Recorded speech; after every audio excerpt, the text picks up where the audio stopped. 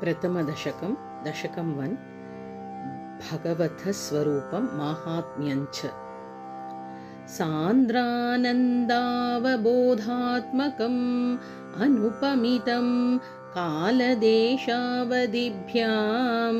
निर्मुक्तं नित्यमुक्तं निगमशतसहस्रेण निर्भास्यमानम्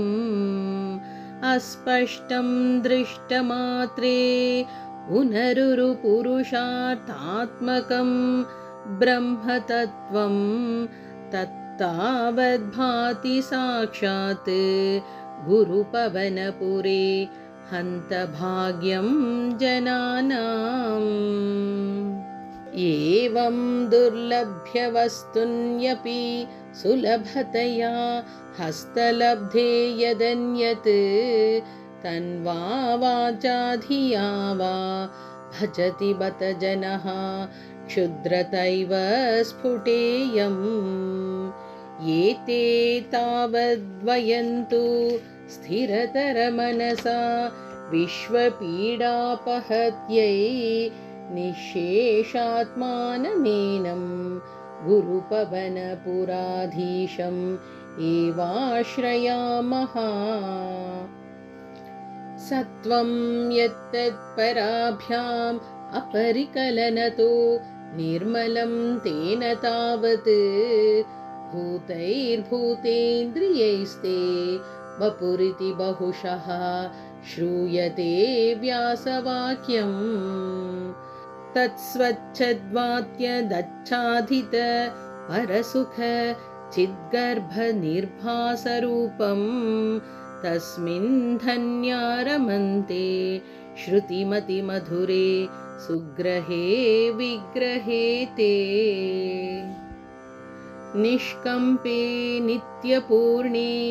निरवधि परमानन्दपीयूषरूपे निर्लीनानेकमुक्तावली सुभगतमे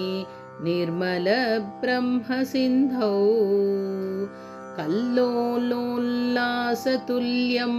खलु विमलतरं सत्त्वमाहुस्तदात्मा कस्मान्नो निष्कलस्त्वं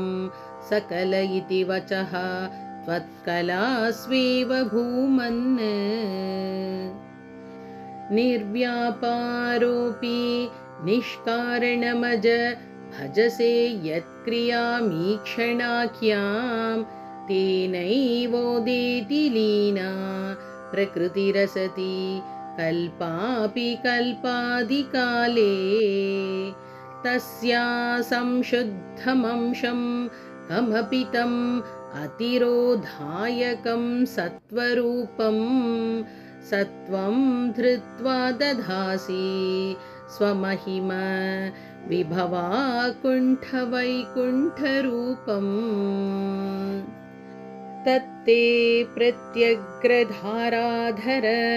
ललितकला यावली केलिकारं लावण्यस्यैकसारं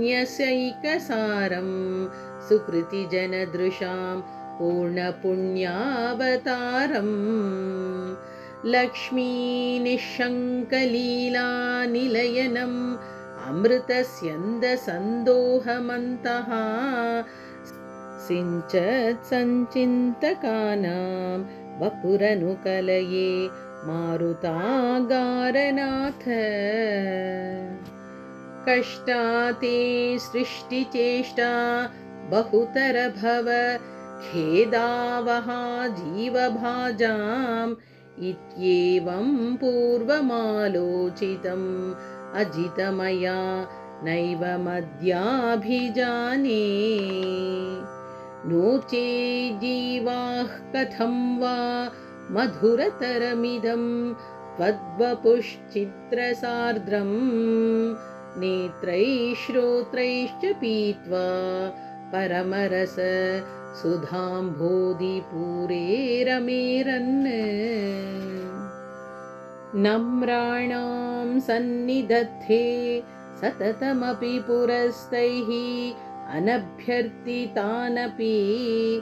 अर्थान् कामानजस्रं वितरति परमानन्दसान्द्रां गतिं च इत्थं निःशेषलभ्यः निरवधिकफलः पारिजातो हरे त्वं क्षुद्रं तं शक्रवाटी द्रुममभिलषति व्यर्थमर्थी व्रजोऽयम्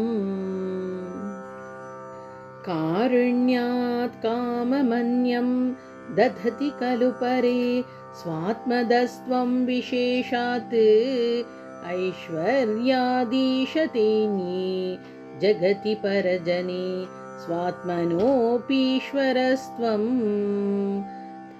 त्वय्युच्चैरारमन्ति प्रतिपदमधुरे चेतना स्फीतभाग्याः त्वं चात्मा रामयेवेति अतुलगुणगणा धारशौरे नमस्ते ऐश्वर्यं शङ्करादीश्वर विनियमनं विश्वतेजोहराणां तेजःसंहारि वीर्यं